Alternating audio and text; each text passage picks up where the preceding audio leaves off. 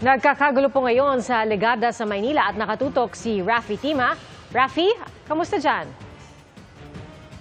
Pia, medyo humupa na yung kaguluhan dito sa may kanto ng Legarda at sa Figueroa Street. Dahil dito sumakbo yung mga kabataan kanina na may dala-dala mga black na flag at nakipagnabulan dito sa mga pulis. Medyo may taunting din na ginagawa itong mga ralista. Karamihan dito yung mga kabataan at may mga dalang bato at mga bote at yun yung kanilang ipinupukol dun sa hanay ng mga pulis. Kung kahit itong mga pulis naman ay tinatry silang habulin. Pero mas marami kasi itong mga kabataan ralista kanina, kung kahit hindi rin gano'ng makaporma, itong hanay ng mga pulis na mabibilang lang. Siguro may mga hindi sila hihigit sa 10.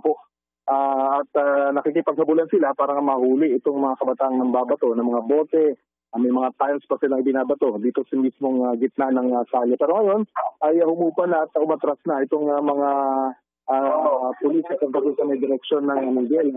Ang itong ibang mga kabataan naman ay hindi na bang ng konti at lumapit ulit dito sa may Miguel. Pero ngayon sa mga taga-barangay na isap ay mga taga-rito lang dito. So, posible ng bibili niya. Ay, hindi sa barangay natin nakita. Pero may talaga ginagawa dahil posible madama itong mga establishmento na malapit dito. Yung sa mga batong kanilang ipinupukol dito sa mga pulis. Pero muli, ay medyo kumapayata na itong dito at nagatrasa na itong mga hanay ng anti-riot police sa direksyon. Yan ang latest. Mula dito sa kanto ng Legada at Figueroa. Pia? Alright, ingat kayo at maraming salamat, Raffy Tima.